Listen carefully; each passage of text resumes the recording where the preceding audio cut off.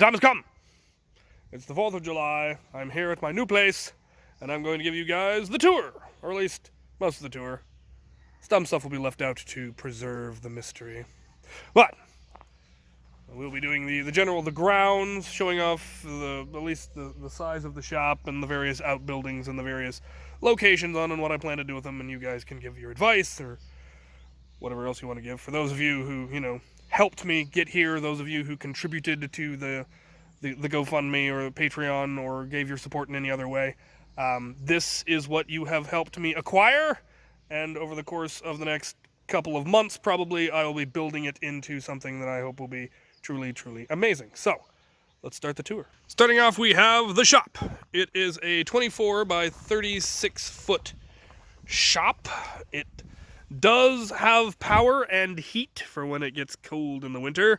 I do plan to upgrade the power. I believe it currently just has the 110, and I'm going to want the 220 just because of the number of power tools that are out here.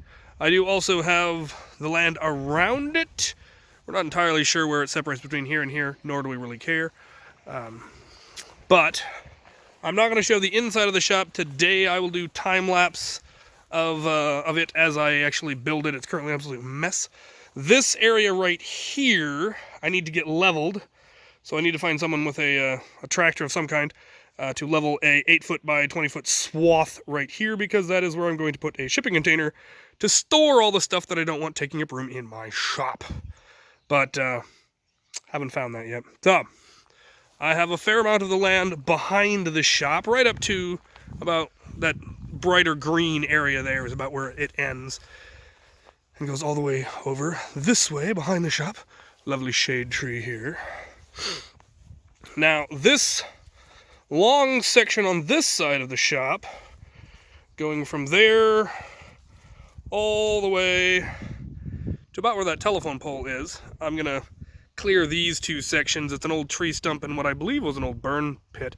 Those get cleared, and this long, narrow area will probably be where I set up competitive stuff, like the Blaster Tag Association or Foam Pro Tour. This will be the field that I use for that because it's large enough. It makes for a very narrow battlefield, but it's going to be a very long battlefield, which I think will suffice. Alternatively, I could actually extend it out that way and have a big L-shaped battlefield and have the teams start on opposite ends of the L. That could lead to some really interesting stuff with corners and whatnot. On this side of the shop, this area is already fairly level, but I'll probably have to level it a little bit better because I also plan to put a shipping container here, but it'll be one that opens up on the side. And this is where all of the loaner gear that for when I start hosting my own events, there will be blasters on pegboards and all the loaner darts and all of the various MacGuffins we need for gameplay, Titan Ball stuff, capture the flag stuff, all of that will go in there. As well as I plan to set up a consignment shop in there where people can sell blasters, because people are always bringing blasters to our wars to sell, and it'd be neat if they could just leave them here and I could have a way for them to collect their money whenever they do show up. So I'm looking forward to that. Those two pits need to go. It unfortunately went a little too long without getting mowed, and now I need to get rid of all this grass before it damages the grass. Let's see here. So yeah, this would be the competitive play field because, as I said, it's large enough. The main war field for when I start hosting events. There's the house. We're not going to go over that either until the interior is done, but it's very nice. We have this field. That building in the middle is the pump house for the well. I am on city water, but I also have a well. There's another building back there. We'll go over that. But this field here will be the primary war field. And on either end of it, right about here, and there's a kind of a sunken area on this side. And notice I didn't quite finish mowing yesterday. The lawnmower overheated on me, so I gave it a rest, but I can most of it mowed. On this side, in this little recessed area, will be a fort. There'll be a fort on either side that I plan to build. Very simple forts, more like playground forts than actual defensible locations, but they will have a tower and walls and all of that. And they're about 100, they'll be about 100 feet apart, maybe a little bit further. So pretty extreme range for Nerf.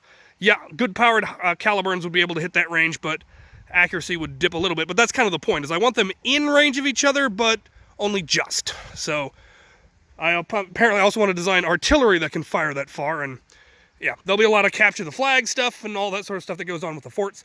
There's lots of room in the middle area here that will have cover, barricades, barrels. I'll probably get a whole bunch of 50-gallon drums, stuff like that, so the two sides can set up their cover however they want. I might put a tower either next to or attached to the pump house for basically a referee station, so that you can easily overlook it all. That will be lovely. That building there will be the bunkhouse. I plan to basically fill one half of it with as many bunk beds as I can, and the other side will have bathrooms, public bathrooms, so that I don't have to rent porta potties when I want to host events here, because I don't want people trucking through my house going to my bathroom. So there will be bathrooms set up in there, probably at least 3 stalls, as well as a small shower. So if we do weekend-long events and people don't want to camp, they will have the option of using the bunkhouse. Also for crew, bivouacs and training and all of that, it'll be lovely. So that's what we have going on there. The next building over, that one, is a garage. So I have a garage in addition to the shop. There's actually a lot of buildings on this property. That's going to be my blacksmith shop and foundry eventually. That's where all my medieval stuff will go. So that'll be separate from the Nerf MakerSpace, just because I don't want to have all of that in taking up room over there. So all of my suits of armor and all of that, I eventually will set up a forge and a foundry and all of that. That will be lovely. So people who want to learn how to make medieval armor, that will also be something that will go on here. Foam-based stuff, foam and plastic, will be over in the MakerSpace. Let's take a look at another area of play, because it turns out I have a lot more land and interesting land than I was expecting. That's the cool part, is the variety. So I own this section of tree farm.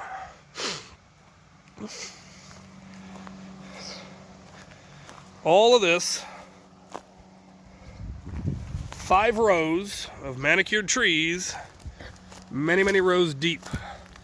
And what I plan to do here is get a whole bunch of really cheap tarps and run them between the trees to create mazes and barricades and pockets of defense and whatnot. And it'll be able to be changed every event. So you just swap which trees you run the barricades through, and you can completely alter the battlefield. And it's deceptively long. All the way back there to where it quits being all nice and pristine. I also own most of what's under the underhang of the trees. So everything under the shade of the trees is mine. So we can have, tables or stuff. This would also be an area where if I were doing camping events, this is probably the best area for that. It's covered from the rain, from the elements. It's in the shade. It's fairly flat. So lots of space for events, as long as the neighbors don't mind us camping and being rowdy. We could also camp here in here, but if we're using it for something. One thing I need to look into is putting up some kind of a mesh wall or a net along this side, so we're not losing hundreds and thousands of darts into the brambles there. Need to look into what that would require, what that would cost to just have about a 6-foot high net running the full length of this. Shouldn't cost too much. It would need to be fine enough to catch darts though, and hopefully, my concern would be catching birds in it, so it might be something that I only put up during events, or, that can be deployed or taken down. So, now, on to the next section. I will, of course, be trimming the trees up to at least 7 feet, so you're not getting your eyes gouged out by branches, and raking up as much of the dead branches as I can, so they're not a tripping hazard. Here's another one of the buildings. There are 7 buildings on this property altogether. And this is just an old barn. It has a remarkably low door. It's actually too low for me to walk under. About maybe 5 feet tall, maybe a little less. And it's just a very simple crude barn, but this is probably where I would store the cover. So all the 50-gallon barrels and the walls and the barricades and all of that will get stored in these, since there's no way to secure it, and I'm not really worried about those wandering off. And that would keep them out of the elements. Now we have another section of tree farm, a much younger one. And there's a path that leads down here, and then there's a road that leads along the bottom of it that needs a little bit of cleaning up. I need to clear the branches a little bit. But here I plan to put my shooting range and a competitive range. So I want to do 3 weapon style tournaments using Nerf blasters. And this would be where you would start at the top, run down to the table that would be here, grab your first weapon, run over here to your first set of targets. Really need to clear those boughs. But you'd run along here, along this road, and your targets will be set up there. Ting ting, whatever, however we decide to score it or run it. Move on, grab the next blaster, go to the next series of targets, ting ting, move on, and so on and so forth. So that is what I plan to do here. This also be probably where I'll set up my testing range for testing things and working on all that kind of stuff. The road leads out to a road that way to an access road to the water treatment center. That's right there. And I do have access to that should I ever need it, but I haven't yet. And it runs along this way. I then own about another acre that way into just wilderness, basically. There's no it's fairly marshy down there just because it's the lower part of my property. There's a lot of brambles, there's a lot of trees, and it's just completely unkempt. I was given a great idea for what I might be able to do with it, which is basically build a town on a boardwalk.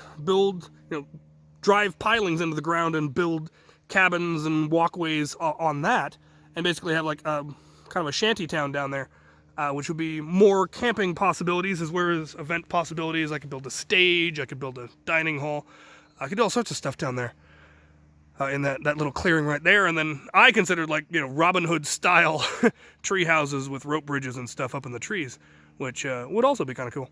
But that's definitely further down the road. This little area here. And then we have one of the more interesting and tragic buildings on the property. I'm very, very glad that I got the story on this one. And that's this building. This building is what I can only describe, or was, a mausoleum. Kind of a crypt, almost. Inside this building, when I first came out here, there was a truck inside this shed, and I couldn't figure out how on earth they got it in there. The door is too small for you to fit a truck through, and there was a whole remains of a truck that was clearly not in the best of condition. And so I asked what had happened, and it had been the previous owner's son's truck, and he and his wife had gone to Spirit Lake on May 18th, 1980, and were killed when Mount St. Helens erupted. They were able to find her body, but they never found his, but they did find their truck. And so the father also of the woman who sold me the house, the parents had already passed, brought the truck back and interned it in here. Since he couldn't bury his son, he instead buried what he was able to find, which was his son's truck. And very, very tragic story. Though, interestingly, the sister, the woman who sold me the house, had never made that connection that that's what it was, that it was a mausoleum to his son. And when she told me the story, that was my first question. So it was a memorial, as it were, a mausoleum. And she got a very calm and serene look on her face, because I don't think she'd ever thought of it that way, and said, yeah, I guess it was. That would explain why Dad didn't want to get rid of it. We'll remove the truck for you. And I appreciate that. They thought they were going to have to tear down the whole shed to get it out, but they ended up just being able to take off the back wall and remove the truck. the floor has completely gone. There's a foundation around it of cement, and then there's just no floor. And I'm not going in there until I've had it checked out by an old priest and a young priest. So, interesting bit of history in this place. That about covers it. Like I said, I'm not going to go over the interiors of the buildings because they're currently utter and complete chaos. I will do either before and after, or hopefully time lapse when I start getting things set up, so you'll see what it was like before and then what it looks like now. Should be fairly amazing when I get it all set up. It is going to take a lot of work, a lot of time. Luckily, I've got a lot of help. One of the advantages of having the auxiliary is there's so much talent. There's actually a member of the auxiliary who is a professional in remodeling bathrooms. That's what he does professionally. So he's helping me remodel my bathroom, will help me remodel the interior of the house so I can get moved in there. And yeah, looking forward. Need to get the shipping container on the left side of the shop so that I can start getting the shop organized and start building the actual makerspace, because right now there's simply no room there. I can't do anything in there. So gonna be shopping around for that, calling around, seeing who in this town has a tractor. Somebody's got to have one who can come help me level that. And then looked into the cost of having a shipping container delivered. Already found the quotes for that, so once that is done, I'll be able to really get started. And hopefully the makerspace will be up and running by the end of summer so that we can start doing events there this winter. There you have it. There's the tour. Again, thank you all so much who helped me make this possible. And hopefully many of you will get to come and enjoy it. I do plan to eventually host lots of events here. I also hope to eventually host larger scale events on something along the scale of West vs. Zombies. Probably nothing ever as big as End War, but there are enough cool locations around here that we should eventually be able to work it out. So lots and lots of details to be worked out, but I am really, really looking forward to it. Thank you for watching.